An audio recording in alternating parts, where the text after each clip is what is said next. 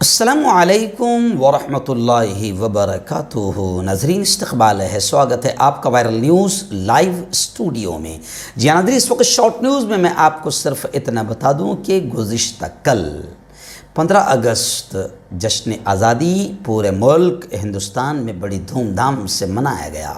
دارالعلوم دیوبند سے لے کر ملک کے ہر چھوٹے سے چھوٹے مدرسے میں اور ایسے ہی لال قلعے کی فصیل سے باقاعدہ وزیر اعظم نریندر جی مودی کا بڑا خطاب ہوا، بھاشن ہوا۔ لیکن اس خبر میں آپ کو بتاؤں گا کہ اسلامی ملکوں نے ہندوستان کو گزشتہ کل مبارکباد پیش کی، کیا کہا، اور کون کون سے اسلامک کنٹریز ہیں جنہوں نے پیارے ملک ہندوستان کو جشن آزادی کے موقع پر مبارکباد پیش کی۔ جی ہاں، بتایا جا رہا ہے کہ سعودی عرب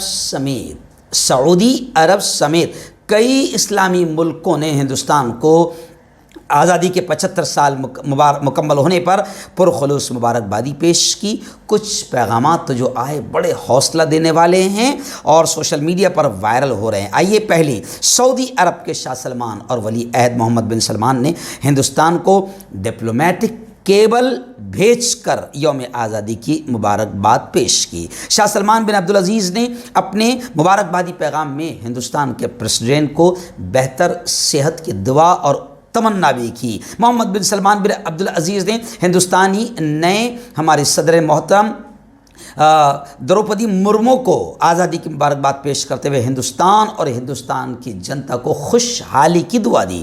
UAE متحدہ عرب امارات کی جانب سے وزیر اعظم مختون بن محمد کی طرف سے ہندوستانی صدر کو مبارکبادی کا پیغام بھیجا گیا اور انہوں نے مبارکباد پیش کرتے ہوئے ملک کے لیے خوشحالی کی دعا کی۔ ایسے ہی مالدیو سے بھی باقاعدہ پیغام آیا جو سوشل میڈیا پر کافی وائرل ہو رہا ہے، اور ایران نے بھی ہندوستان کے دوست ملک ایران نے بھی ہندوستان کو دلچسپ پیغام بھیجا جو لوگوں کو بہت پسند آ رہا ہے۔ ایران کی طرف سے ٹویٹر پر جاری ایک ویڈیو میں ایک بچی یوم آزادی کی مبارکباد دیتے ہوئے ہندوستانی قومی ترنگے کا ساز بجاتی ہوئی نظر آ رہی ہے۔ ساتھ ہی ٹویٹ میں لکھا کہ ہندوستان کو آزادی کا دن مبارک ہو۔ ایسے ہی بحرین، قطر، ملیشیا، عمان نے بھی ہندوستان کو جشن آزادی کی مبارکبادیاں پیش کی۔